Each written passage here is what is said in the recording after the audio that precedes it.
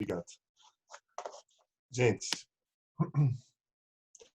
acho que já começou a gravar. Eu recebi algumas perguntas por e-mail e eu só respondi aquelas que tinham a ver com alguma coisa logística de link, de disciplina e tal. As perguntas em si eu não respondi porque eu queria gravar para todo mundo ver.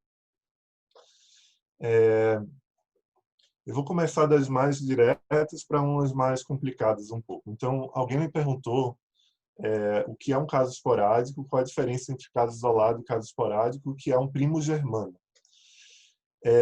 Bom, primo germano é um termo muito pouco usado, muito antigo, para falar sobre os filhos do primo de primeiro grau. Então, seriam primos de segundo grau. Eu prefiro que vocês usem o termo dos graus, porque não depende tanto de um termo de memorização. A gente vai olhando os graus de acordo com a distância do heredograma. Eu acho que é uma corruptela de primo irmão, tá? Mas é um termo muito antigo que vocês não vão ver em muitos lugares. Casos isolados e casos esporádicos, eles têm, na essência, a mesma ideia. Então, são casos em que não se consegue identificar na família alguma evidência de transmissão. Ou seja, são casos que acontecem sem nenhum tipo de relação mendeliana, né? Nenhum tipo de relação de co-segregação ali, como é esperado num caso por herança, né? Herança monogênica mendeliana. Então, aquela ideia que a gente falou, e eu já passei no vídeo também uma pergunta dos alunos, é muito comum em herança dominante você ter mutação nova, ou seja, uma mutação que você encontra no filho, na prole, e não encontra no pai. Se você olha em um filho só, você tem ali a chance de ter na linhagem germinativa formadora dos gametos essa mutação nova. Inclusive, a professora Maria fala bastante disso na aula dela. Se você tem dois filhos, eu não sei se vocês lembram naquele casal que o homem casou com a mulher, teve um filho afetado, e ele casou com a outra mulher e teve um outro filho afetado. Você continua sendo um caso de mutação nova, mas ela é uma mutação nova na linhagem gonadal, né? Na linhagem da formação das gônadas. Então, nesse caso, que inicialmente para o primeiro filho era um caso isolado esporádico, no segundo filho em diante passa a levantar a investigação de outras coisas que podem ter acontecido. Mas, no geral, o termo isolado ou esporádico se dá para não tem outro caso na família observável, nenhum tipo de segregação mendeliana. Muito bem. A segunda pergunta, inclusive a pessoa confundiu o termo heterozigoto com heterogêneo, homozigoto com homogêneo. Por quê? Eu imagino que tenha havido essa confusão.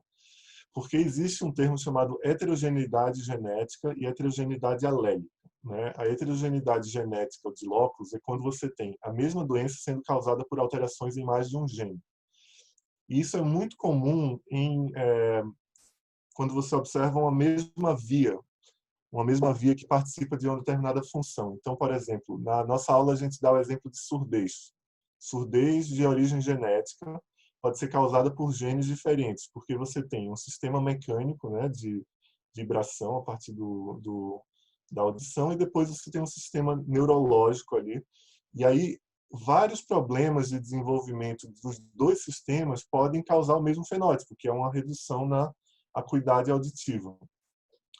Inclusive, perder um pouco da audição, perder algumas frequências, isso já é considerado uma deficiência auditiva em graus diferentes. Então, a gente pode também falar sobre expressividade variável nesse caso. Aí, isso é heterogeneidade genética. Heterogeneidade alélica são, no mesmo gene, você tem alelos diferentes que afetam regiões diferentes do gene, e eles podem, todos eles, né, contribuir com a manifestação de uma doença. Tudo bem? Então, isso é heterogeneidade genética, alélica, desculpem, alélica. E aí a aluna fala assim, na herança dominante a doença irá se manifestar em ambos os casos, em heterozigoto e homozigoto, acho que ela quis dizer isso. Sendo que nos homozigotos pode ser mais letal, então essa é a definição de uma herança dominante.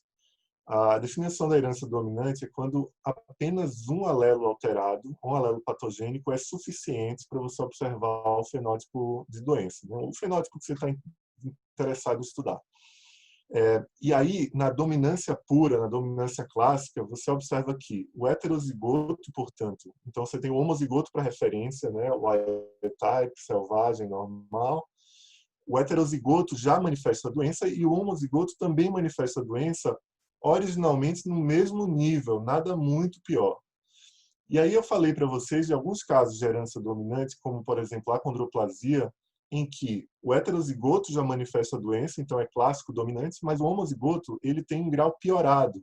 E aí a gente chamou isso de dominância incompleta, mas eu preciso chamar de aditividade. Então você tem um alelo adicional, né, no homozigoto que é letal, ele causa um grau muito mais severo. Inclusive, muitos abortos acontecem no homozigoto. Tá? E aí, eu peço para vocês refletirem sobre aquele fato de que existem vários mecanismos para que uma alteração só se manifeste no fenótipo final, e esse conjunto de efeito do alelo e o que você observa no desfecho, na manifestação, ser considerado um padrão de herança. Tá? A gente falou, por exemplo, de haploinsuficiência. A haploinsuficiência são os casos em que você tem dois alelos, né, o alelo normal e o alelo selvagem, e o alelo mutado, alterado, patogênico, e o alelo patogênico, um só já é suficiente para aquele, o que sobrou bem ali, normal, não se manifestar, não se não está associado à doença. Então, a pessoa perdeu um, mas ela continua bem. Então, muito provavelmente, esse não é um alelo, não é uma doença de herança dominante, porque o outro deu conta do recado. Ele foi haplosuficiente. Logo, se a gente fala que um só deu certo, então, se ele não tivesse dado certo, se fosse algo que dependesse dos dois alelos funcionando, eu até coloquei uma barrinha lá de função enzimática, se você precisa de 55%, ou 58%, ou 72%, tudo isso é maior do que 50%. Então, a perda desse aqui já é causadora da doença. Então, nesse caso, a gente fala de haploinsuficiência, porque esse não foi sozinho suficiente para manter o fenótipo normal. O termo de haplosuficiência ele é dado em relação ao fenótipo normal. Portanto, vocês precisam pensar que, para a gente saber molecularmente qual que é o efeito daqueles alelos no fenótipo, você tem que ver se o heterozigoto ou o homozigoto, para mutação, né? Qual dos dois casos são associados à doença em si. Entendem? Então, você precisa segurar as duas informações ao mesmo tempo, a manifestação e a relação alélica à zigosidade. Não é simples, gente. É complexo mesmo, porque você precisa entender que, por exemplo, fibrose cística que a gente falou, você tem alelos que são mais patogênicos que os outros. Então, você às vezes perde um dos alelos por uma mutação de um tipo, o outro alelo por uma mutação de outro. Então, é uma doença claramente recessiva, ainda que esse segundo aqui não seja uma perda total daquele alelo. Ele está, sei lá, 30% de funcionamento, 38% de funcionamento. Se ainda assim você tem fenótipo, né, a fibrose cística ela tem outros fenótipos, vocês estudaram no estudo de caso, elas têm outros fenótipos como a agenesia do canal deferente, pancreatite, porque você entope ali os canais pancreáticos. Ainda assim, 38% não era suficiente para ele conseguir manter o fenótipo. Então, se você tem uma doença que é causada por uma perda daquele gene funcional no nível abaixo de 50%, a gente já observa aquilo como uma herança recessiva. E aí, aproveitando o gancho de fibrose cística, uma outra aluna falou o seguinte: no segundo item da última questão, eu não entendi como é possível as alterações não estarem em cromossomos homólogos se só existem dois cromossomos sexo. Eu entendi que as alterações podem estar em trans, né, uma em cada homólogo, mas elas podem não estar nos homólogos. O CFTR existe em outros cromossomos? Não. Eu acho que talvez tenha me expressado errado. quando você tem duas mutações encontradas em CFTR, só tem duas opções. Ou elas estão no mesmo cromossomo, então ela não está no seu homólogo, ela está no mesmo cromossomo, então, tudo bem, estão em fase, elas são herdadas juntas, ou elas estão, isso se chama cis, então elas estão em cis uma com a outra, ou elas estão em trans, uma em cada homólogo. Quando eu quis dizer que elas não estão nos homólogos, é que a alternativa nesse caso é estar no mesmo cromossomo, estar na mesma molécula. E isso faz muita diferença, porque se elas estiverem na mesma molécula, isso quer dizer que a outra não está carregando um alelo patogênico.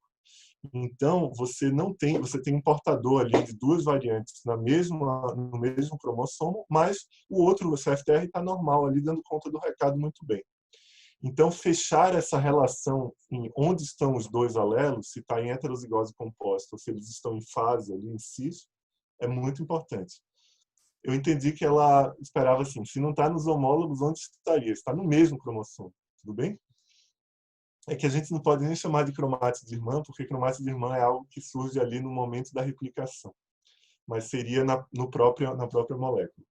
E aí o último, que é um bom gancho para a aula da Maria aqui, a aluna fala sobre a herança do cromossomo X, do DMD, e aí a minha pergunta tinha sido, por que que as portadoras são heterozigotas e elas não manifestam, elas podem ter níveis elevados de CK, né, que é aquela enzima que é um sinal da morte dos músculos, né?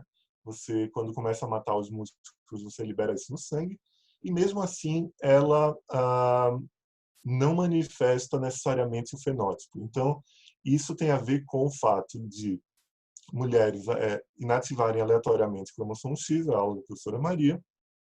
Então, em alguns casos, você tem mulheres que têm as células que deram origem às células musculares, elas tinham o X alterado, inativo, por exemplo, e aí elas têm um desenvolvimento totalmente normal do músculo, mas elas são normalmente um mosaico, e aí algumas células musculares podem apresentar o X mutado como o X ativo, e aí elas começam a ter algum grau de morte de músculo, liberando assim o CK. Tudo bem? Então, a gente observa, isso é um padrão típico de herança recessiva ligada ao X, em que normalmente os portadores não têm nada, mas existem algumas, raramente, portadores que começam a apresentar algum fenótipo clínico ou algum endofenótipo ali, como nesse caso é o marcador, que é a creatinoquinase no sangue, que é um sinal de morte de músculo. Tudo bem?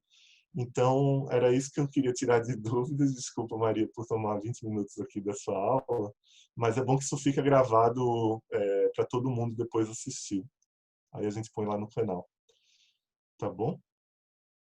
Tá ótimo, Michel, sem problemas.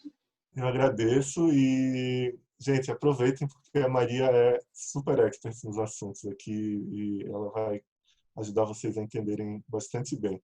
A gente sabe que está difícil, é muito rápida a disciplina de ler tudo, mas assim, tentem ler o que a gente passa. A gente fez um trabalho danado para cortar exatamente o que a gente gostaria que vocês aprendessem, tá bom? E é isso aí.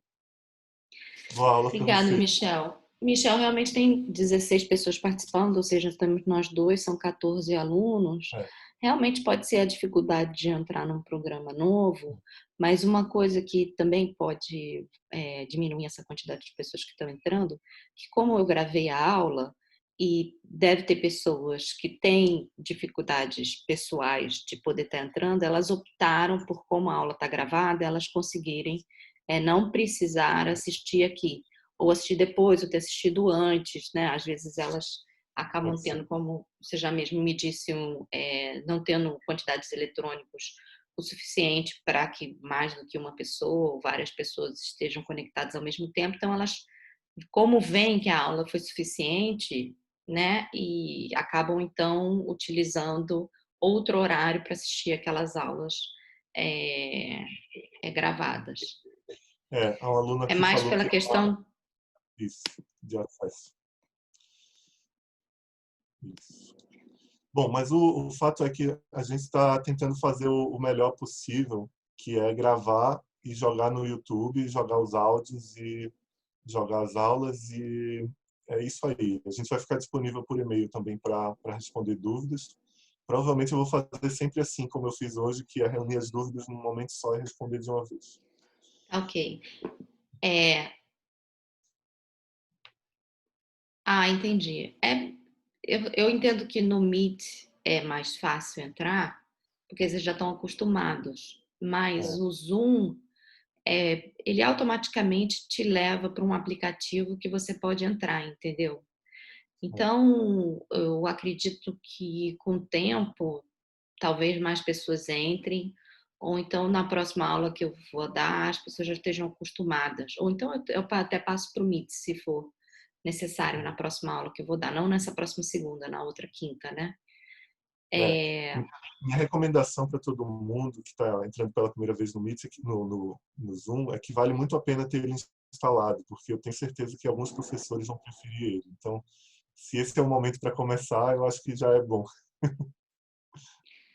o Zoom ele tem algumas ferramentas bem bacanas. Se vocês forem ver, além de gravar e poder fazer esse tipo de conversa, que eu acho que o Meets também pode, mas, por exemplo, na hora que você vai compartilhar a tela, você pode não só compartilhar o seu PowerPoint, como você pode compartilhar, aqui que nem eu estou fazendo com vocês, um quadro branco em que eu possa escrever para vocês, tá vendo?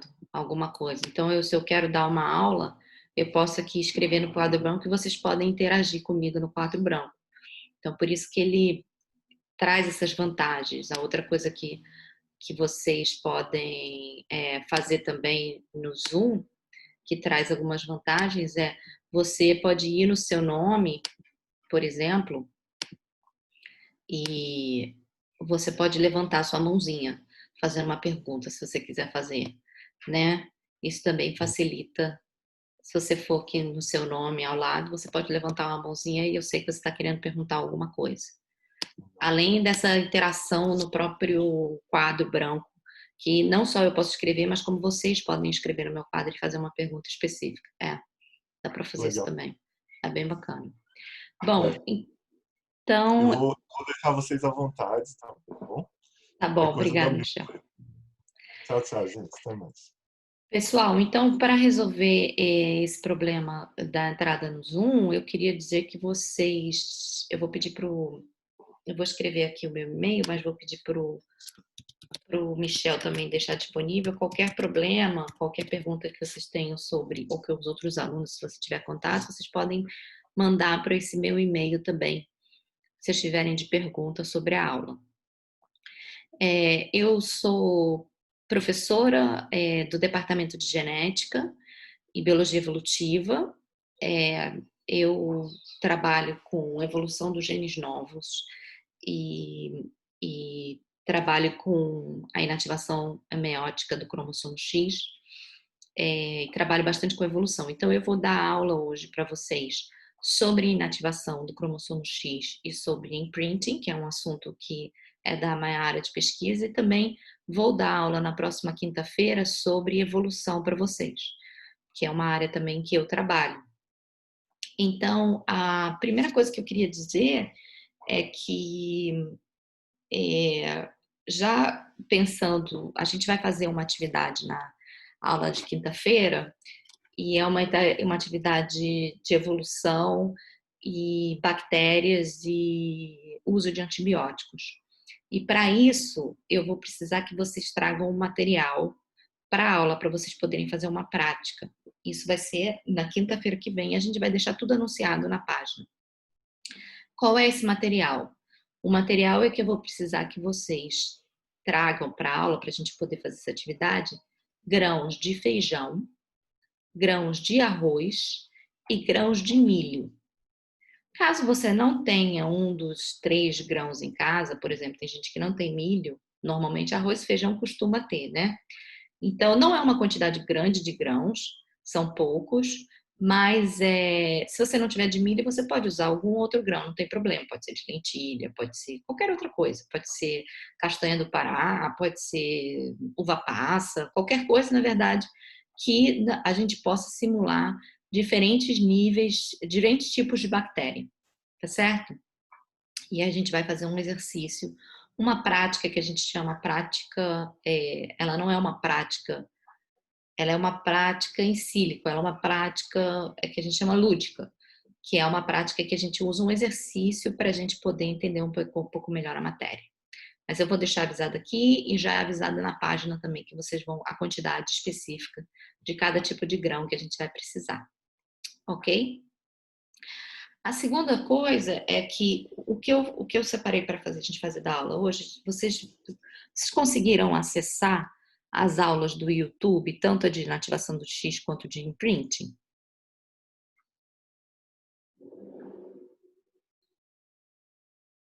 Beleza. E como que ficou isso? Começando pela aula de inativação, houve alguma dúvida? Se vocês quiserem, vocês podem ativar o microfone de vocês e falar a dúvida aqui para todo mundo. Não precisa ser só no chat. Pode ser no chat ou não precisa necessariamente ser no chat. Você não conseguiu assistir a última totalmente porque não teve tempo, ou não conseguiu porque a internet estava ruim, ou porque não conseguiu acessar mesmo?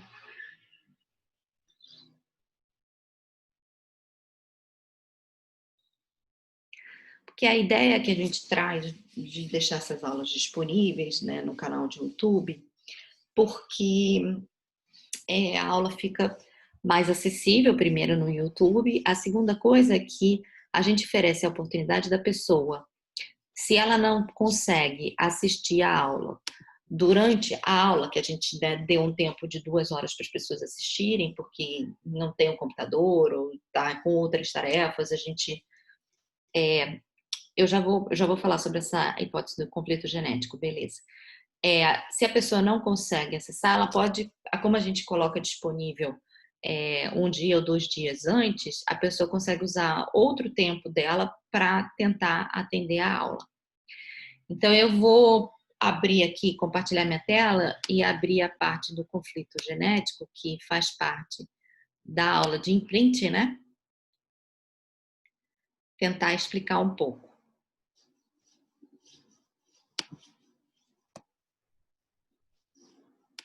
Ok?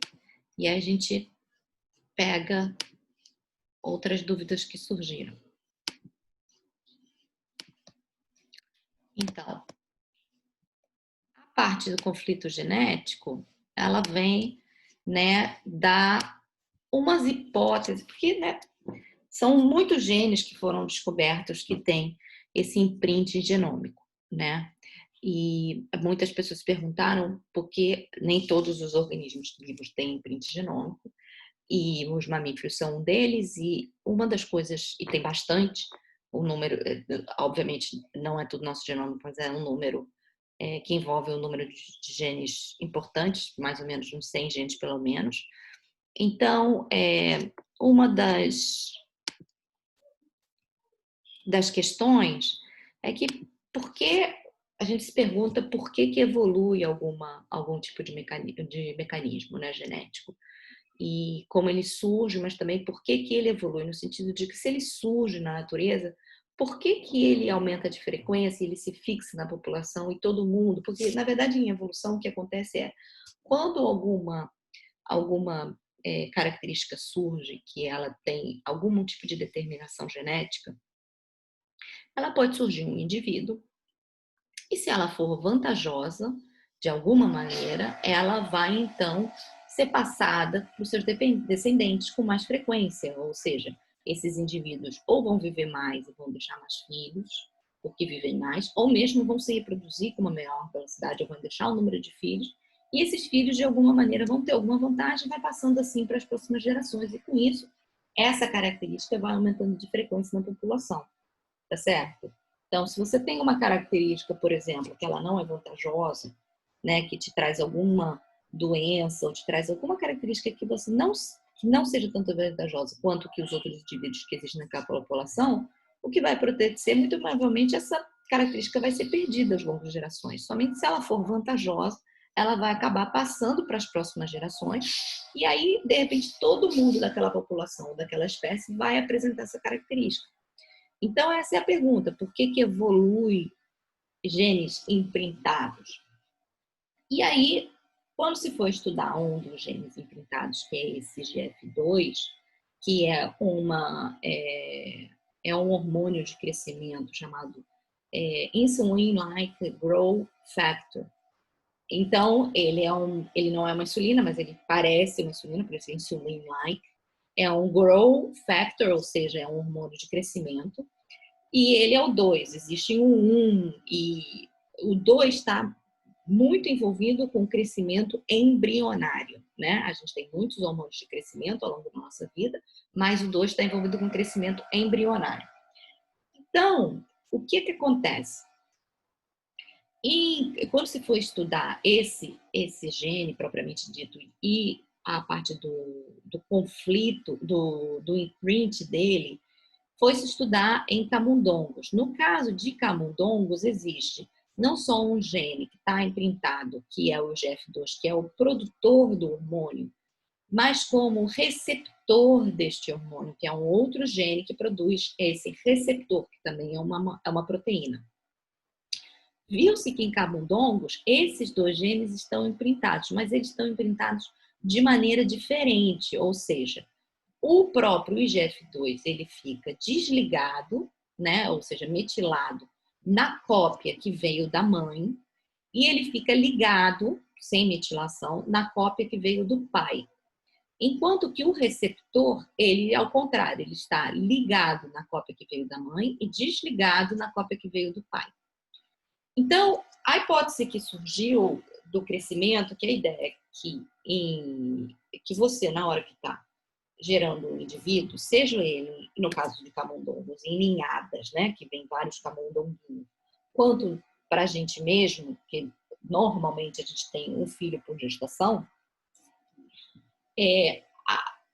mesmo nós que temos um filho de gestação, por exemplo, a mulher gera um indivíduo, ela gasta uma energia muito grande em gerar esse indivíduo, diferente de uma mosca que põe, por exemplo, o ovo toda hora, o tempo todo, está toda hora produzindo.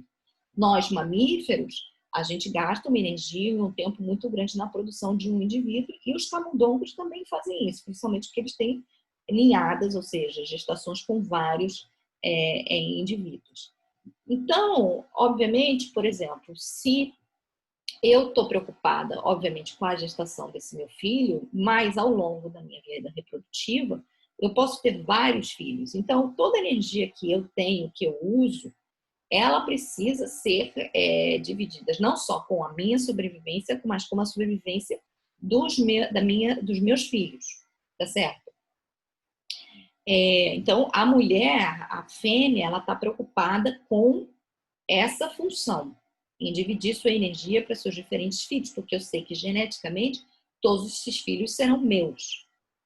Já os machos, a preocupação que eles têm, né, em termos, não é uma preocupação, mas em si, o investimento que eles fazem investimento em fecundar uma fêmea, e que é importante que esses filhos eles sejam o mais saudáveis possível, tenham o máximo de energia possível, né? Se tiver alguma característica que possa fazer uma característica que seja genética, que possa influenciar na quantidade de sobrevida da fêmea ou das outras proles da fêmea, não é tão interessante para o macho, não vai lhe trazer tanta vantagem. O que importa para o macho é simplesmente o quanto aquele filho que ele produziu naquele momento tem o maior de energia possível, porque isso vai então lhe conferir mais vantagens em termos do crescimento dele, da sobrevivência dele e a passagem dos genes das próximas gerações. Tá certo? Lembrando aqui que seleção natural, a gente está sempre falando, não é que o gene foi lá e pensou, eu quero que ele cresça mais. Não. Quando ele produz um gene em que o filho dele cresça mais, ele então vai conseguir passar os genes para as próximas gerações e aquilo vai então conseguir ser passado de frequência para o máximo indivíduo das próximas gerações.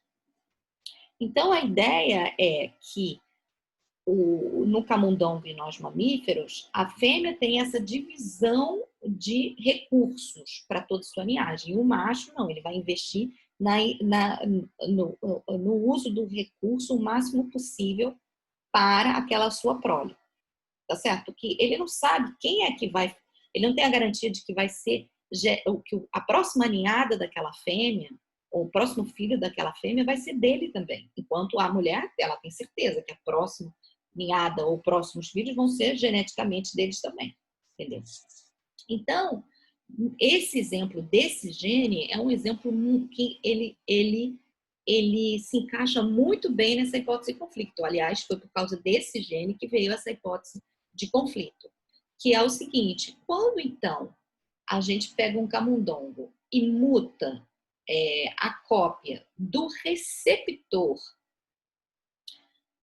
do gene que produz o receptor para IGF-2, na cópia vinda da mãe, acontece que ocorre um aumento muito grande do tamanho daquele embrião. Ele cresce, fica gigante, né? Daquele indivíduo em que a cópia foi deletada, no indivíduo onde a cópia foi deletada. Isso acontece porque esse receptor ele é responsável pelo seguinte: se você tem muito hormônio dele, o indivíduo vai crescer muito. E esse receptor desse gene acaba equilibrando essa quantidade de G2 que vai ter circulante no indivíduo. Então, com isso, diminui um pouco a quantidade de hormônio de crescimento ali naquele indivíduo. Se você deleta o receptor da cópia da mãe, que é a cópia que está ativa, então essa quantidade de hormônio circulante que vai ter, que não vai, né, que vai ter no sangue, que vai ter circulando nesse organismo, vai ser muito grande e isso vai estimular muito a crescer, tá certo? Se você, por outro lado, deleta a cópia que está ligada, que é a cópia que vem do pai, do gene que produz o próprio IG2, pode ter uma quantidade enorme de receptor, mas não tem o IG2. Então, esse indivíduo onde essa cópia foi deletada, ele não vai crescer. Obviamente, essa hipótese do conflito, ela só pode ser comprovada se você faz uma deleção adicional. No caso de você deletar a cópia da mãe do receptor, você deletou. Então, esse indivíduo deveria crescer muito, porque tem muito IGF-2 circulante. Mas aí você também deletou a cópia do pai. Em vez de você ter, então, agora um indivíduo com tamanho pequenininho, a cópia ter deletado a cópia que produz o hormônio do pai, que estava on, você então voltou a ter um tamanho normal. Por que aqui? Você então teve o equilíbrio desse balanço, tá certo? Você nem teve... Porque quando você só deletava do pai, o produtor de hormônio do pai, você passava a ter muito receptor. Então, você passava a ter qualquer que fosse qualquer hormônio que estivesse sendo produzido, você tinha um balanço com esse receptor. Agora quando você deleta o receptor não, você volta a ter então esse crescimento normal. Então isso confere um conflito. Um conflito genético é um conflito, na verdade, no mesmo indivíduo de forças diferentes. Olha, tem um gene que força uma acertação, enquanto o outro gene ele balanceia essa acertação. Se você deleta um, a balança vai para o... Se você deleta um, a balança pesa mais para o outro lado. Agora, se você deletou um, a balança pesou para cá, mas você deletou ele também, ela volta a se equilibrar, que é o caso do que a gente vê a parte do conflito. Ficou mais claro? Agora, a questão, o ponto é que essa hipótese parece muito linda e ela surgiu por causa desse gene, da descoberta desse gene de imprint, mas existem vários outros genes imprintados que não mostram uma hipótese de conflito genético, seja ele entre machos e fêmeas ou sobre recursos para a próxima geração, que possam explicar a função daquele gene que está imprintado também. Então, por isso, na verdade, isso foi uma ideia, uma hipótese, que esse gene ele se encaixa muito nessa hipótese, mas tem outros que não. Então, a gente ainda não sabe direito qual é a hipótese do surgimento geral desse mecanismo de imprint, porque tem muitos genes que são imprintados e que não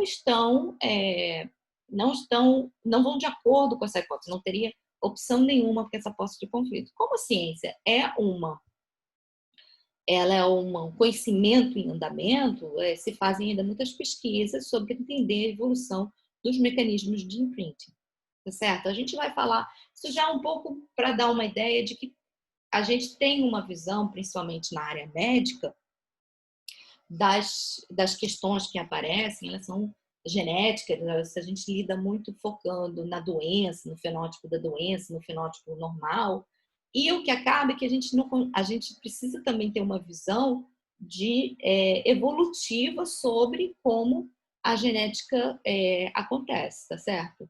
E como que certas características nossas evoluem e aparecem ao longo dos milhões de anos. Isso vai também vir nessa ideia da aula que eu vou dar na outra quinta-feira para vocês, ok?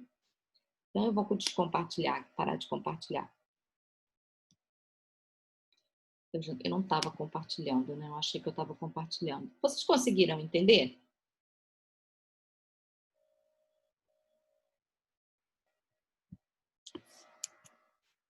Ah, não, estava compartilhando sim.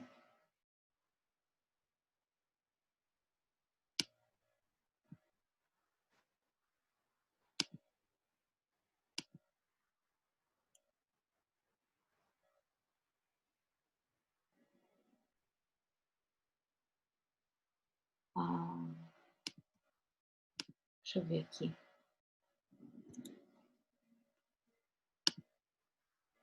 Sim, professora. Não foi errado. Ok. Então, o que eu trouxe para vocês hoje, se por acaso ficou bastante claro, obrigada, Letícia, se por acaso, não sei se vocês têm mais alguma dúvida, mas se por acaso vocês não têm nenhuma dúvida, o que eu trouxe para vocês foi um estudo dirigido. A ideia desse estudo dirigido seria a gente iria fazê-lo aqui na sala, vocês começassem a fazer na sala, e aí, obviamente, a ideia é de quando a gente vai fazer um exercício, as dúvidas vão surgindo. E aí a gente poderia agora começar esse estudo dirigido, que eu vou compartilhar com vocês agora, que vocês devem ter no site, caso vocês não tenham, eu vou colocar ele aqui, compartilhado.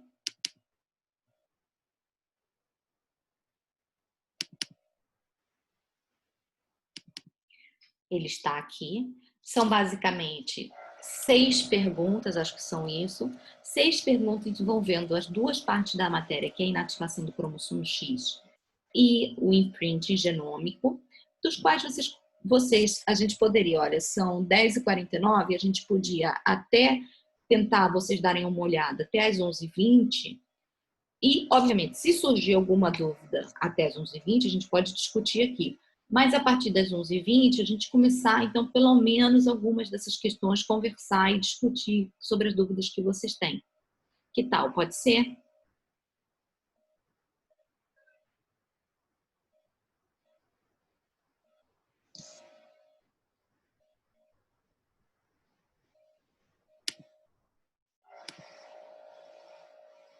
Ok. Está na página. De qualquer maneira, eu vou deixar ele aqui compartilhado. Na minha tela só consegue aparecer até o exercício 3. Quem precisar, eu posso enviar aqui pelo chat também. Deixa eu enviar aqui, ver se vocês conseguem receber. Eu vou enviar um arquivo para vocês, caso vocês não tenham.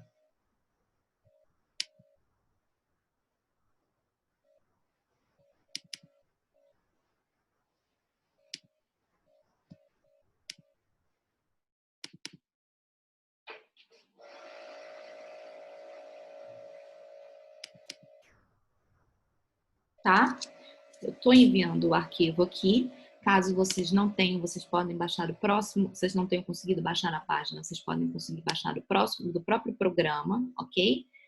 E aí, a gente então tem essa possibilidade. Quem quiser sair e só voltar às 11h20, pode voltar, se tiver com dificuldade de ficar na internet e tudo mais. Quem quiser ficar, também pode ficar e pode fazer perguntas no meio do caminho. Eu também repito elas quando for 11h20, tá? A ideia, assim, eu sei que a gente tem algumas dificuldades de entrar na internet, então estou tentando fazer isso de uma maneira o máximo possível para que vocês fiquem menos dependentes dessa parte que a gente tem da internet. Eu vou colocar o meu no mudo agora, só para vocês, para não ficar, tô com barulho aqui de alguma obra aqui do lado, não atrapalhando.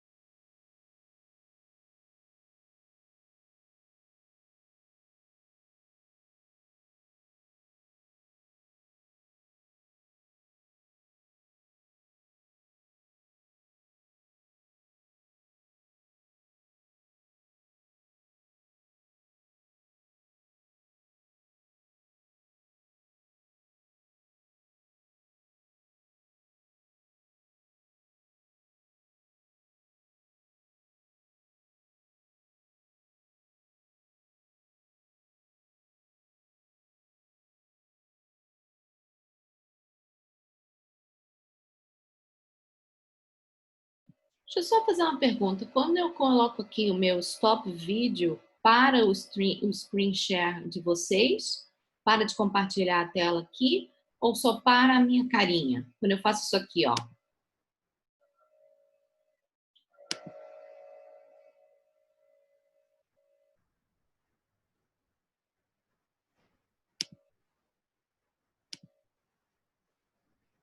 Ah, tá, beleza. Então tá, então eu vou desligar só a minha carinha aqui e deixar o resto.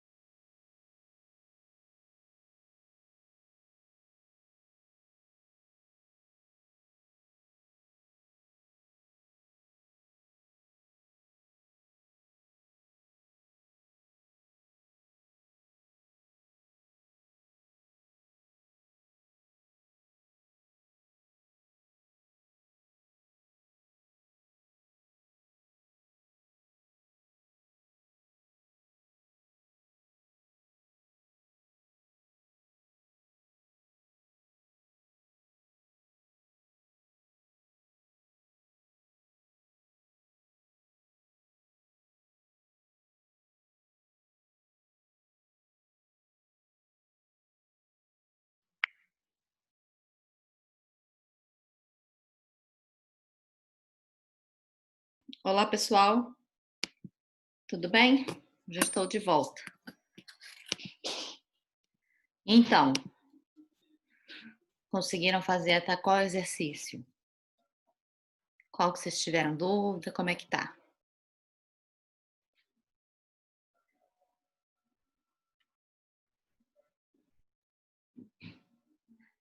Fez até o 3. Então tá, vamos tentar aqui falar, vamos tentar pelo menos ir até o 3.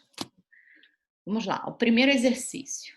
A síntese da enzima G6PD depende de um gene localizado no cromossomo X.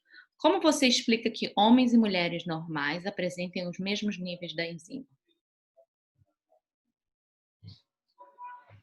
Alguém pode responder? Alguém quer responder no chat? Ou abrir o microfone?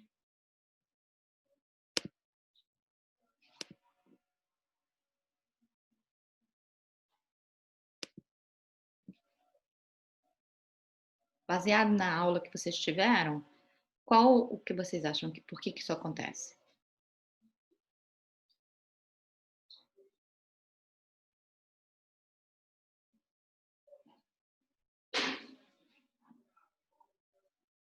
Nós mulheres temos 2 cópias do cromossomo X, né, no nosso genoma, e os homens têm uma cópia só. Como é que a gente apresenta mesmo níveis da enzima?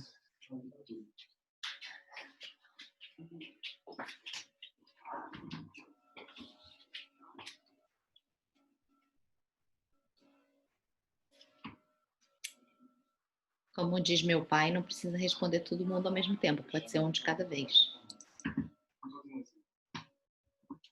Alguém tem alguma ideia de por que homens, apesar de que tenham uma cópia do X no genoma, e mulheres terem 2 cópias, por que eles apresentam o mesmo nível de enzima? Vamos ver aqui. Pode colar. Resposta.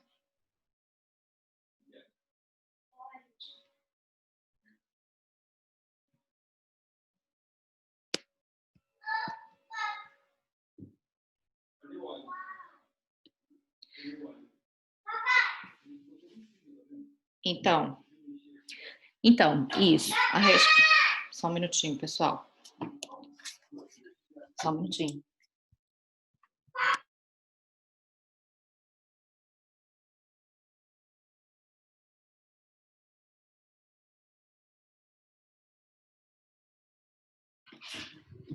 Então, a resposta é por causa da inativação do cromossomo X, né? E isso se deve à inativação do cromossomo X nas mulheres, de maneira que apenas um cromossomo sexual em cada célula seja expresso. Assim, tanto em homens quanto em mulheres, haverá a mesma expressão gênica da enzima, por exemplo. Então, essa é a resposta. Mas o interessante aqui. Então, se ele tivesse. Vamos lá, vamos ver algumas 2 outras respostas que tem. Pelo mecanismo de compensação de dose, é a mesma explicação. Porque qual é o mecanismo de compensação de dose? Liguei responder. No caso dos mamíferos, é a inativação do cromossomo X. Então, é exatamente a mesma resposta. Agora, eu quero pegar 2 outras respostas e explicar por que não são elas. A primeira achei que era por conta da característica de ser dominante. Então, isso tem muito a ver com a aula que o Michel estava tirando as dúvidas anteriormente. O que acontece? Eu não perguntei por que eles têm o mesmo fenótipo de apresentar a doença, tá certo? No caso que se fosse dominante, o que poderia estar acontecendo é que eles produzem 2 níveis diferentes de enzima, tá certo? Um produz o dobro do outro. No caso, se fosse um alelo, um gene localizado no autossomo, por exemplo, e não tivesse nada a ver com a inativação. Eles produzem a mulher produziria 2 vezes o nível de enzima que o de um homem, mas bastava um nível da enzima, X dela. Filho, só um minutinho.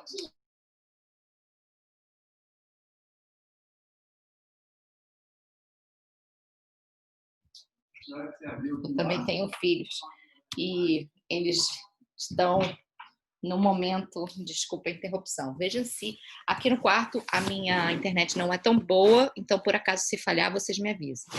Então, como eu estava explicando, eu teria na mulher 2 cópias do gene, essas 2 cópias produziriam, se fosse um gene autossômico, tá certo? E o homem produziria uma cópia só. No caso, eles produzem nível de enzimas diferentes, mas poderia ser que, como essa característica é dominante, bastaria uma cópia só para você produzir a enzima, tá certo? Para você produzir a enzima suficiente para te dar um fenótipo dominante, tá certo? No caso, a gente disse que você está produzindo o mesmo nível de enzima. Fora isso, a gente não falou em nenhum tipo de mutação que estivesse acontecendo e que, por acaso, a mulher fosse heterozigota para ela. Tá certo? Ele tem exatamente, vamos supor que nessa pergunta eu esteja falando de exatamente o mesmo alelo, o homem tem e a mulher tem, igual o mesmo alelo, só que ela tem 2 cópias. Por que ela não produz 2 vezes o nível de enzima? Tá certo? E aí, o que eu estou tentando explicar é que isso é por causa da inativação do X. Agora, vamos falar sobre a outra possível resposta. Eu coloquei que por causa do que o gene está localizado na região pseudotossômica. Isso poderia ser uma resposta. Qual foi o seu raciocínio, Natália? Provavelmente você raciocinou da seguinte maneira. O que você raciocinou foi: a mulher tem 2 cópias, ela produz nível 2x de enzima, vamos supor assim, tá certo? O homem tem 2, ele tem, se o gene está localizado na região pseudotossômica, ele também teria 2 cópias, porque ele vai ter a cópia do X e a cópia do Y, e ele produziria, então, 2x da enzima. Também poderia estar certa a sua resposta. Então, se você responde, ele está localizado no X, ele pode ser por causa da inativação. Ou ele está fora da região autossômica, pseudotossômica, e uma cópia é inativada nas fêmeas e ela produz um X, ou ele está na região autossômica e ela produz 2x. E o homem produz 2x também. 2x do nível da enzima, que eu estou querendo dizer. 2 vezes a quantidade do nível da enzima que uma cópia é só capaz de produzir. Então, essa sua resposta foi bastante interessante, Natália. Ficou claro? Ficou? Ok. Então, vamos para... Sabe-se que a inativação do cromossomo X em células somáticas de fêmeas de mamíferos placentários ocorre de uma forma aleatória. É muito interessante a gente ter um pouco a visão do nosso cromossomo X. O nosso cromossomo X em humanos, ele tem a mesma origem evolutiva que o cromossomo X dos mamíferos todos, tá certo? Então, mas existe uma diferença característica entre os mamíferos placentários e os mamíferos que não são placentários, que são os marsupiais, canguru e tudo mais, tá certo? O que acontece é em termos da... Eles têm a mesma origem, mas a gente tem um processo de inativação diferente do cromossomo X, como eu disse para vocês. Nos mamíferos não placentários marsupiais, sempre é inativado o X paterno, enquanto que na gente é aleatória, tá certo? Então, a inativação do cromossomo X de marsupiais, ela é imprintada. Imprintada significa depende de que cópia parental é o X para ser inativado, ou depende aquele alelo para ser inativado, como a gente viu na aula de imprint. Por isso que essas 2 matérias elas estão muito ligadas e a gente dá na mesma aula. Então, o que significa inativação aleatória?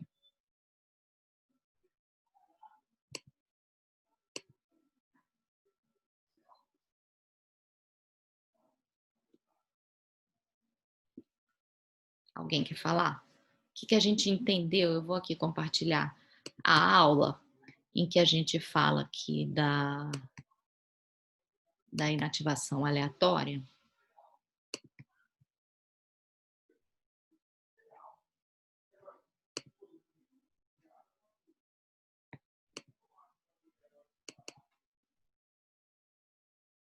no slide que a gente fala sobre inativação aleatória, para vocês relembrarem um pouquinho.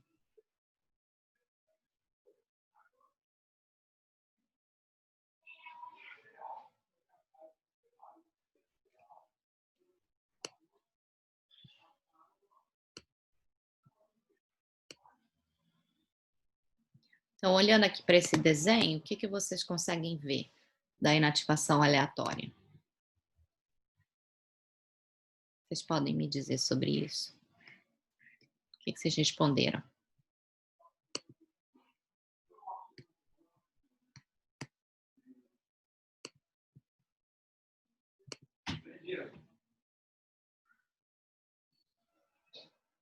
Hein, pessoal?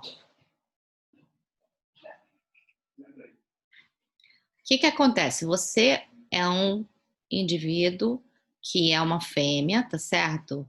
Nasceu, você começa o seu desenvolvimento embrionário e você tem 2 cromossomos X.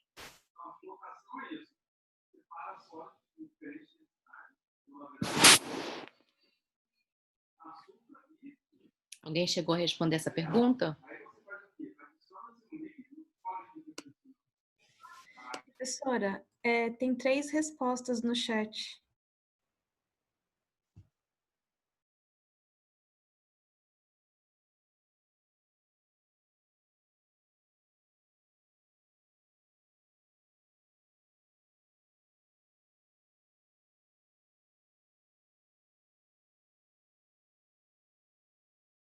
Se a inativação ela não é imprintada e imprintada significa que sempre um cromossomo de um certo parental ele é inativado no filho, o que significa o contrário disso?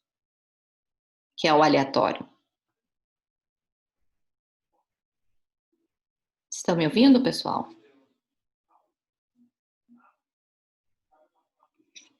que a gente tem aqui é que em algumas células do seu desenvolvimento, de uma fase específica do desenvolvimento, que é esse blastocísto tardio, o X que vem do pai vai ser inativado, ou seja, dado por esse azulzinho aqui, e nas outras células, então mais ou menos metade, outras células vão inativar o X que vem da mãe, tá certo? Que vem da oogênese, vem do ócito, enquanto o outro X vão vir aqueles que estavam no espermatozoide. Então, já no indivíduo que nasceu, né, que está se desenvolvendo, vai acontecer esse processo. O interessante desse processo é que ocorre no começo do desenvolvimento, no blastocisto tardio, e existem algumas centenas de milhares de células aqui. Então, se metade delas vão ficar com o X que veio da mãe inativado e a outra metade que vai ficar com o X que vem dos pais, isso significa que, como essa inativação, a partir do momento que acontece, essa marca epigenética da inativação aparecer, todas as células descendentes daquela célula também vão apresentar esse mesmo padrão de inativação dessa célula original. Então, significa que metade vai ter o X paterno inativado e metade o X materno inativado. Então, significa que partes do seu corpo vão ter, dependendo de quais foram essas células e que tecidos elas vão dar origem, parte do seu corpo vai ter um X paterno inativado e outra parte do X materno inativado. Tudo bem?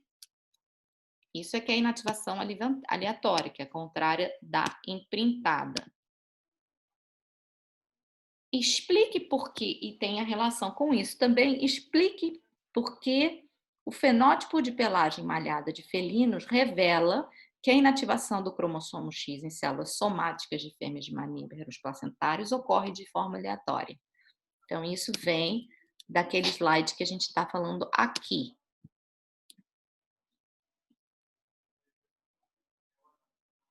Pessoal, olha só, como eu não vejo a carinha de vocês não falam. Eu não sei se vocês estão querendo falar alguma coisa, não estão querendo só ouvir. É mais difícil essa relação, esse contato, do que na sala de aula, que pelo menos eu vejo a cara de vocês e consigo saber se vocês estão entendendo ou não. Oi, professora. Então, se vocês realmente puderem escrever para mim ou falar, para mim é bom. Está conseguindo ouvir a gente, professora?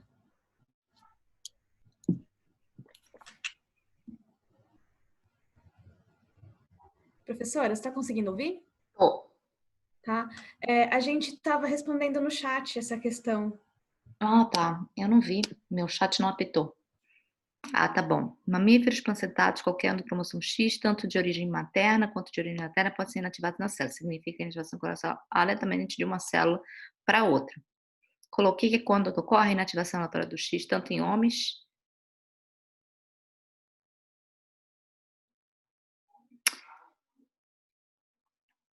Ok. Por que vocês concordam com o Leonardo que quando acontece a inativação aleatória do cromossomo X, tanto em homens quanto em mulheres? Em homens não acontece essa inativação. Ele só tem um X. Vocês estão falando do cromossomo que a origem parental é do gameta masculino, não é isso? Então é um pouco diferente do que vocês estão falando. A origem parental do cromossomo X é do gameta feminino. Então isso é um negócio importante, tá vendo? Isso é o seguinte: esse indivíduo aqui que está como início do zigoto, ele aqui é uma fêmea, tá certo? Nesse caso, ele é uma fêmea porque ele tem 2 cromossomos X. Esse azulzinho indica que esse cromossomo X veio do gameta masculino e esse vermelho, esse cromossomo X veio do gameta feminino. Esse indivíduo aqui é uma célula, ele vai se desenvolver numa fêmea, e a gente está falando dos tecidos somáticos dele. A gente não está falando do tecido germinativo dele, que vai gerar os seus próprios gametas. Tá certo? Esse fenômeno pode ser chamado de mosaícismo. É por isso que eu acabo falando sobre mosaícismo aqui. Porque a ideia é que o que está acontecendo? Não é uma mutação propriamente dita na mudança da sequência de DNA, mas ela é um mecanismo que ela, então, que tem transformações epigenéticas, porque aquele cromossomo inativado, ele vai todo se condensar e vai todo de uma forma, e de alguma maneira ele vai, então, afetar a expressão e o fenótipo daquelas células que são descendentes, tá certo? Então, no caso, a gente está falando aqui da mutação do mosaícismo somático, porque esse evento acontece nas células somáticas. E aí, por isso que eu trouxe esse assunto que vocês já tinham tratado de alguma maneira. Então, eu estou aqui, como se fosse aqui o meu embrião, e aí eu começo a desenvolver ele, e aí num blastocisto, algumas células, o X da fêmea fica ativo, e na outras células X do macho fica ativo. Então, é uma espécie de mosaícismo. E aí eu aproveitei para trazer a história para vocês do mosaícismo germinativo, tá certo? Que é quando isso acontece, em vez de uma célula somática, numa célula germinativa. E aí eu não sei se ficou claro para vocês, mas aí eu trouxe que isso é uma maneira também de detecção do que está acontecendo em famílias. Por exemplo, a gente vê certas doenças, como DMD, que são, por exemplo, a mutação específica aqui que a gente está falando, ou então do FBN1, que é uma doença com herança autossômica dominante. Então, você vê uma pessoa que em 2 casamentos diferentes tem uma prole, tem 2 filhos com a doença, essa mulher aqui, e vê isso acontecendo. Normalmente, quando a gente vê uma doença autossômica dominante, o que acontece? Se essa pessoa tem um filho, ela é autossômica dominante, e nenhum dos pais apresenta o fenótipo, a gente acha que é uma mutação, então, de novo, que aconteceu, certo? Ela é uma mutação que ela apareceu no gameta desse indivíduo aqui.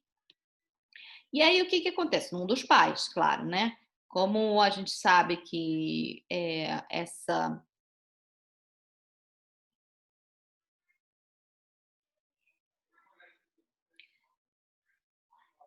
mutação, esse gene está localizado no cromossomo X, isso deve ter vindo, isso pode ser da mãe ou do pai, né?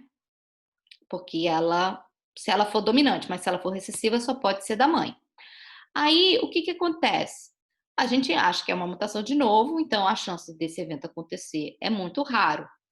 No entanto, a mutação pode ter acontecido não num gameta só, mas numa célula que vai dar origem a uma série, né, de gametas diferentes. E esse indivíduo aqui tem esses gametas e ele continua tendo esses gametas que têm a mutação. Então, se ela deu origem a mutação aconteceu numa célula inicial da produção de células germinativas, todos os descendentes dessa célula vão também conter essa mutação.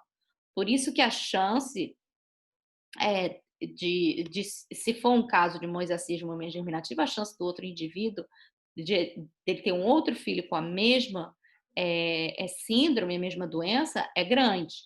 Então, quando a gente se vê com uma herança de uma pessoa tendo 2 filhos com a mesma, que essa herança é autossômica dominante, com a mesma, aparecendo com alta frequência, a gente vai então propor a hipótese de ser um mosaícismo germinativo, tá certo? Isso acontece muito quando a gente está falando em aconselhamento genético e aparecem 2 filhos com a mesma doença. Ok? Então, isso é uma espécie de mosaícismo somático, ao que vocês estavam perguntando, da inativação do cromossomo X. Está absolutamente correto a afirmação. Vamos ver se eu tenho mais aqui o chat. Ok. Ótimo. Então, a outra questão. Já que vocês estão bem bacanas com isso aqui, eu vou passar para a próxima. Então, não, estamos na gata, né? Então, já que essa é a inativação aleatória, a gente então, o que acontece no caso da gata? Certo? Quando a gente vê esses gatos, quando você olha e vê um gato malhado, tá certo? Um gato malhado, deixa eu ver aqui se eu estou compartilhando. Quando você vê um gato malhado, e a gente sabe que a característica este malhado, ela está no cromossomo X, né? Se for essa específica de que a gente estiver falando, você sabe que esse gato é uma fêmea. Você nem precisa olhar o resto dele, você sabe que ele é uma fêmea. Por quê? Se a coloração do malhado, ela está localizada no cromossomo X, os homens só podem ser de uma cor, que é essa coloração laranja, enquanto os homens só podem ser de uma cor, que é a coloração preta, e as mulheres só podem ser da coloração... Desculpa, eles só podem ser da coloração preta ou da coloração laranja. Eles não podem ser malhados, porque eles não têm 2X. Porque neles, um X deles está ativo, o que dá coloração preta, né? Ou aquele herdor que dá a coloração já laranja. Agora, os gatos malhados, o que acontece? Se nessas células aqui do blastocisto, eu sou uma fêmea que é heterozigota, o que vai acontecer? Né? Eu posso, ou no caso, eu sou homozigota para um tipo, por coloração preta, e aí eu inativei um preto, ficou um preto, ou eu sou homozigota para coloração laranja, e aí eu inativei uma laranja e ficou preto. Mas se eu sou heterozigota, como que os tecidos que vão dar origem a essa coloração, eles são originados de uma célula que cada um deles, dessas células que vão dar pelagem, eles estão originários de diferentes células ali no blastocisto.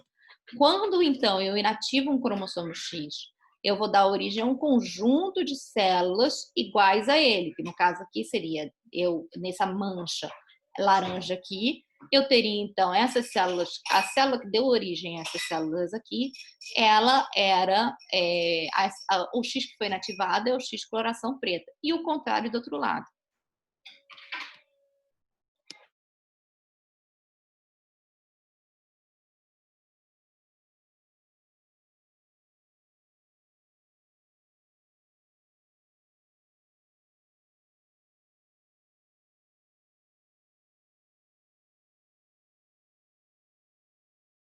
Ficou claro, pessoal?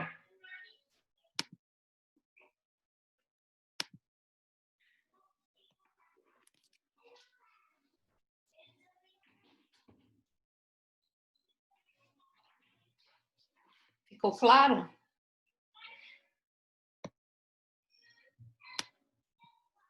Então, explique por que o fenótipo da pelagem malhada dos felinos revela a inativação do cromossomo X em células somáticas de fêmeas de mamíferos placentários, que isso ocorre de forma aleatória.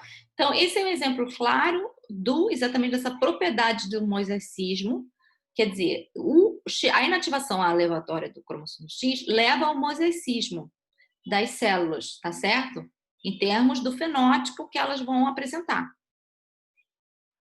E qual é a vantagem da inativação do cromossomo X ser aleatória?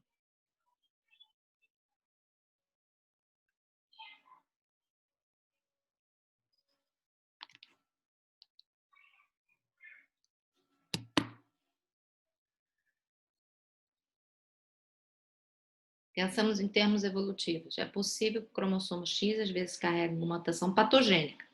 Ao haver uma inativação aleatória desses genes, mutado, o indivíduo se beneficiaria com uma menor expressão de genes que causariam determinada patologia. Letícia, excelente sua resposta. Isso realmente acontece, né? Claro, se você tem um alelo, uma mutação patogênica, num gene no cromossomo X, o que vai acontecer? Se você for fêmea e a sua mutação e a sua inativação do cromossomo X for imprintada, vamos supor que fosse isso, o que vai acontecer? Em alguns indivíduos, o que você teria? Em alguns indivíduos, essa mutação é patogênica, eles não vão sobreviver, porque se eles sempre inativarem o cromossomo X que não tem a mutação patogênica, ele então vai sobrar só o alelo com a mutação patogênica. E aí ele vai se expressar completamente em absolutamente todas as células. Então, 50% dos indivíduos que são filhos dos portadores dessa mutação patogênica, ou que surgir ela de novo, eles não vão conseguir sobreviver. Ponto. Eles não vão. Tá certo? Ou vão ter uma doença. Agora, obviamente, os outros 50, o que significa? Significa que você inativou o alelo que tem a inativação, que tem a mutação patogênica. Isso no caso de se fosse aleatório. Veja no caso se é imprintado. Significa que 50% das células desse indivíduo, né, vão ter o X inativado da própria mutação patogênica, e as outras 50% das células vão ser do X que não tem a inativação patogênica. Então, significa que funcionando, vai ter 50% das células que vai ter o gene funcionando, o alelo que funcionando, que não tem a mutação patogênica, e 50% das células no mesmo indivíduo vão ter, não vai ter funcionando o gene, porque o gene ativo, o gene que não tem a mutação patogênica, está inativado. Então, isso significa que esse indivíduo tem mais chance de sobreviver. E tendo mais chance de sobreviver, você tem mais chance de passar essa característica para a próxima geração. Por que tem mais chance de sobreviver? Porque dependendo do tecido em que essa célula for, dependendo do tecido, pode ser que no tecido já essa quantidade de 50%, se você tem metade ou metade funcionando, já seja suficiente para um indivíduo sobreviver. Ou até mesmo ter atingido células que não vão formar esse tecido, ou uma porcentagem razoável. É exatamente essa a sua resposta. Então, vamos lá.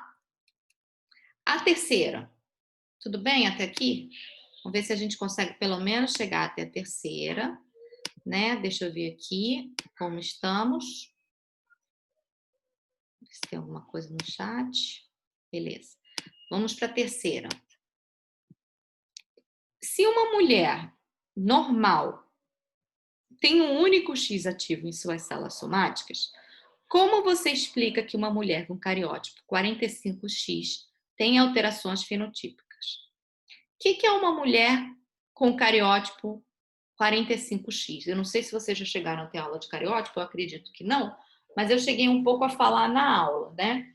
Que o que acontece? Nós temos 23 pares de cromossomos, né?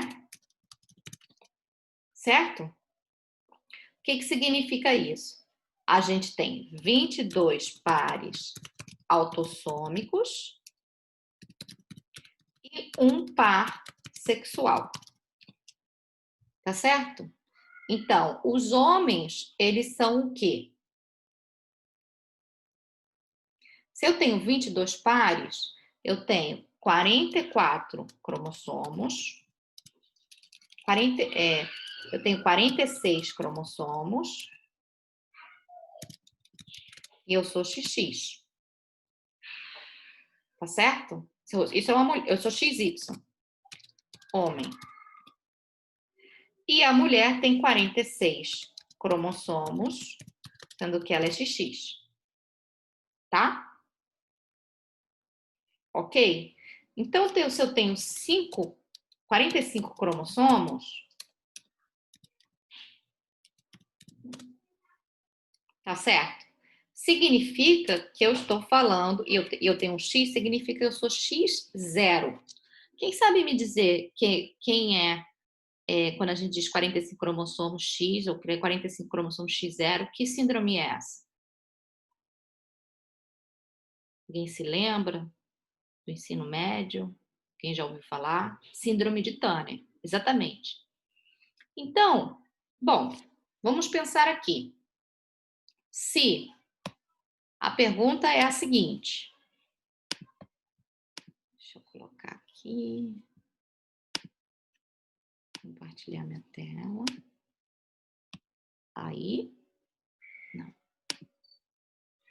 Deixa eu pensar aqui.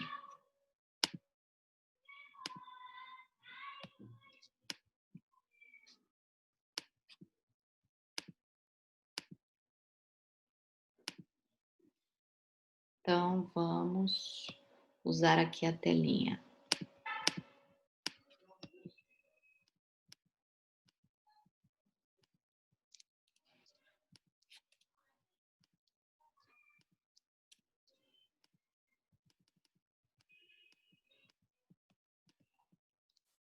Então, vamos ver a nossa telinha. Então, eu sou uma fêmea, que é X0.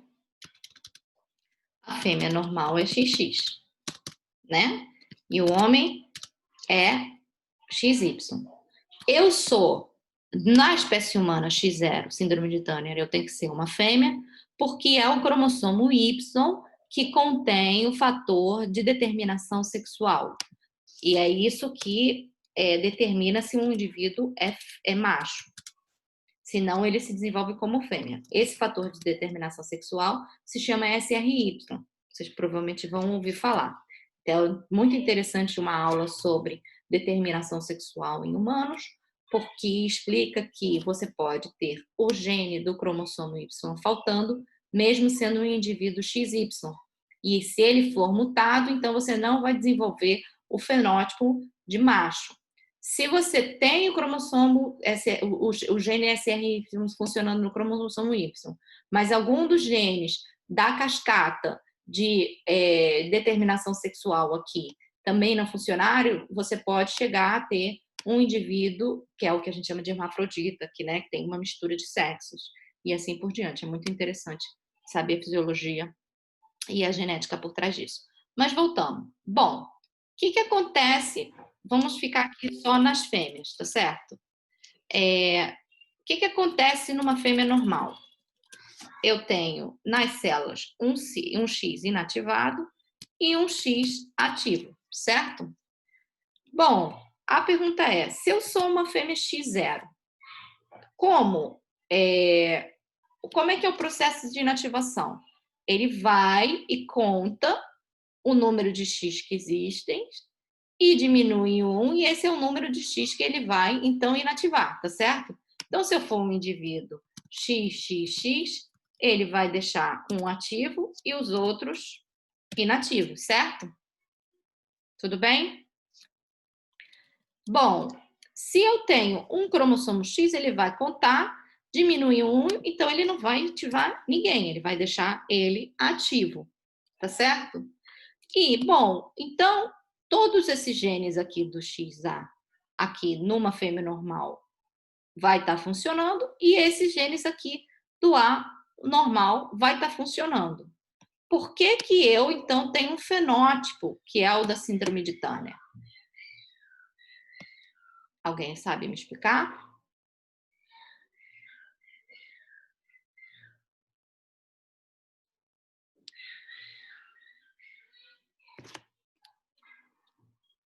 Alguém saberia? Tem a ver com o que foi respondido na questão 1.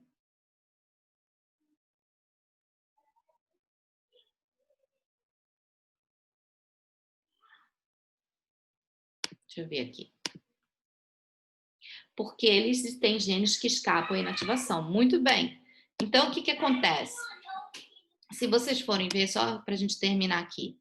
Como eu apontei para vocês, eu não dei detalhes disso aqui.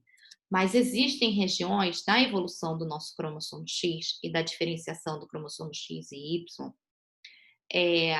Se vocês tiverem curiosidade, eu vou até mostrar um slide aqui, se vocês tiverem a curiosidade para saber como evolui um cromossomo XY. Vou mostrar aqui para vocês.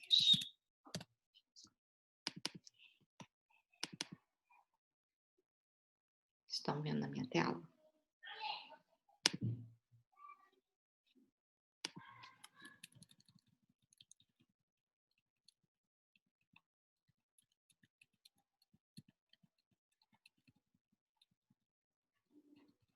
Aqui. Esse é o nosso cromossomo XY que a gente tem. Há muito tempo atrás, esses cromossomos que são muito diferenciados, o cromossomo X e o Y, ele era um par de cromossomos autossômicos. Um dia surgiu um fator de determinação sexual chamado SRY. E aí esse cromossomo passou a ser proto-Y. E o outro passou a ser chamado proto-X.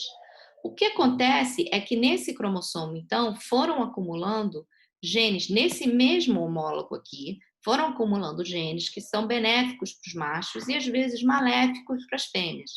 Então, quanto mais esses genes estivessem ligados, estivessem perto um do outro, mais eles se mantinham no mesmo homólogo, senão ocorre a recombinação. O que aconteceu é que esse cromossomo foi diferenciando muito e foi feito em inversões, e poucas regiões, então, hoje são homólogas às regiões que a gente conhece dos genes do X, ou seja, o cromossomo Y perdeu uma série de genes que existem no cromossomo X, ele ganhou uma série de genes que são muito ligados às funções masculinas, mas ele, como esse processo é um processo evolutivo, que a gente sabe disso porque a gente consegue ver essa diferenciação nos outros mamíferos.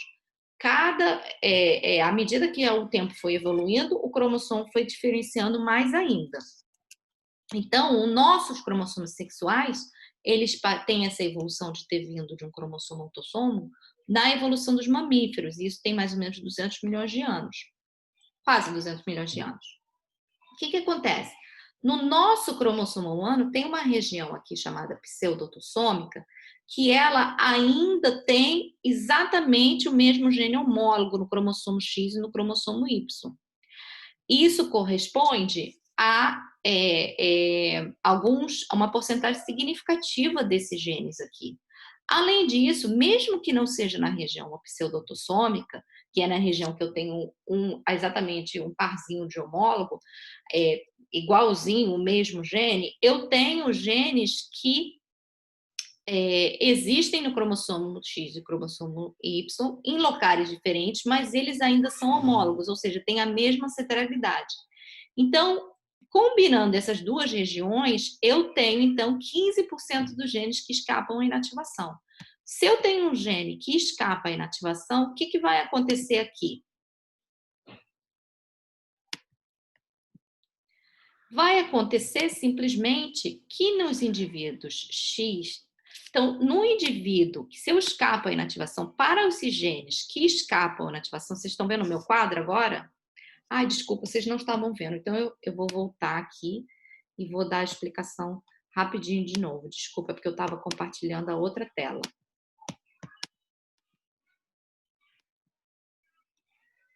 Agora vocês estão vendo a minha tela? A minha apresentação?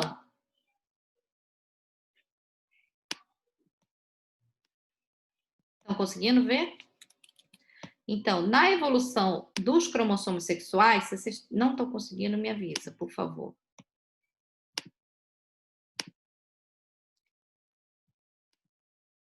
Sim. Então, como eu disse, eu tenho aqui os cromossomos um cromossomo autossomo num passado muito distante. Ele, então, começou a se diferenciar no que a gente chama de proto-X e proto-Y. E aí surgiu o gene de determinação sexual chamado SRY. Com isso, vários outros genes, a partir do momento, bom, eu sou agora um macho, quem tem esse proto-Y é um macho. Surgiram vários genes que são maléficos para as fêmeas e benéficos para os machos, então eles tinham que se manter em cis, como o professor falou, no mesmo cromossomo, porque se eles surgissem no outro cromossomo, que não tem com CRY, seria desvantajoso, porque as fêmeas o portariam. Então, com isso, foi então acumulando uma série de inversões importantes para a manutenção desses genes que são ligados à falta de recombinação, e aí o cromossomo Y foi se diferenciando muito. Isso a gente sabe porque esse processo todo é documentado pelo nível de diferenciação do cromossomo Y e do cromossomo X é diferente nos mamíferos. Quanto mais distante da gente, mais esse processo de diferenciação é diferente. Ou menor, enquanto que o nosso está bastante diferenciado. Então, a gente conhece esse cromossomo Y como um cromossomo que possui, então, vários genes envolvidos com fertilidade masculina ou com funções no macho, e tem o SRY e o cromossomo X possui muito mais genes e tem menos funções que estejam ligadas aos machos. O que acontece? Aí, como eu voltei à explicação que eu queria dar para vocês, a gente volta então para o nosso quadro em que tem esse, desculpa aqui, o nosso quadro em que a gente tem a distribuição aqui dos genes no cromossomo X. Aqui a gente tem o centro inativação e a gente tem essas regiões pseudo-autossômicas, que são as regiões que têm exatamente os mesmos homólogos no cromossomo Y, ou seja, mesmo os machos têm duas cópias desses genes, porque tem uma cópia no Y e tem outros genes que eles aconteceram a diferenciação deles muito recentemente. Então, ainda são considerados homólogos, mesmo que eles não estejam na mesma posição do cromossomo, o Y tem uma cópia e o X tem uma cópia. Então, são exatamente esses genes que escapam à inativação, porque eles não têm necessidade de compensação de dose, porque o macho tem duas cópias. Se eu inativar esses genes na fêmea, o macho vai ficar com duas cópias e a fêmea vai ficar com uma só. Então, eles escapam o processo de ativação, não é à toa que a maior parte deles nessas regiões pseudo-autossômicas, eles estão mais distante possível do xiste, que é o centro de inativação. E por isso, é por causa desses genes que a fêmea X0, ela não vai ter esses genes ativos, são exatamente os genes que escapam da inativação. Então, se ela só tem uma cópia desses genes que escapam à inativação, ela vai ter metade da expressão e por isso vai dar o fenótipo para ela. O interessante é mostrar que essa região pseudotossômica em camundongos ela é bem menor e o número de genes que escapam à ativação são 3% apenas. Então, um fenótipo X0, um genótipo X0 em camundongo não causa essa síndrome fenotípica que apareceria, entendeu? Então, isso foi descoberto, isso é a razão por que a síndrome de Turner existe, apesar da inativação. Bom, pessoal, a gente já chegou ao fim do horário da aula, e aí o que seria bacana seria vocês darem continuidade a esse estudo dirigido, ver essa aula, e se vocês tiverem alguma dúvida, vocês podem mandar por e-mail. Eu vou ver com o professor Michel se ele está deixando os gabaritos dos estudos dirigidos, ou se ele está pedindo para entregar, e aí o que nós combinamos, então, é que eu vou mandar tudo isso por e-mail. É que eu vou ver vocês na aula do dia que vocês teriam aula de evolução, que é no dia 18, daqui a uma semana. Eu vou deixar tudo anotado, a ideia vai ser também que eu vou ter uma aula disponível. Vou tentar então agora mudar para o Google Meet para ser melhor para vocês. Eu vou deixar essa aula disponível. E depois da aula disponível, em vez da gente vir fazer um estudo dirigido, a gente vai fazer essa atividade das bactérias usando os grãozinhos de feijão, arroz e milho ou qualquer outro grão que você tenha. Então, por favor, seria interessante participar dessa aula para você poder fazer o exercício, mas se você não, se depois você quiser fazer sozinho, não puder participar da aula, a gente também tem a oportunidade de vocês fazerem esse exercício sozinhos, para a gente ver exatamente por que é tão importante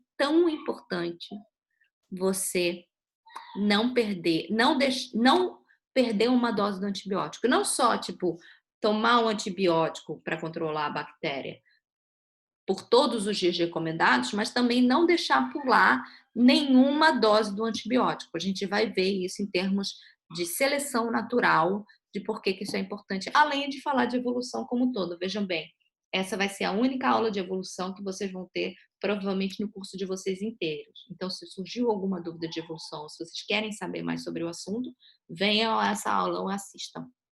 Ok? Ok. E aí, o que eu faço é o seguinte, se vocês me mandarem as dúvidas sobre imprint e inativação do cromossomo X, eu tiro na aula que vai ser da semana que vem, para não atrapalhar a aula do Michel, a que vem. Muito obrigada a vocês, desculpem qualquer coisa de confusão, tá? Estamos todos aqui tentando ficar aqui na luta do distanciamento social. Um abraço, eu vou desligar, eu vou fechar o Meet, vou então agora terminar de gravar e fazer o download o upload dessa gravação para poder ser compartilhado com vocês. Um abraço.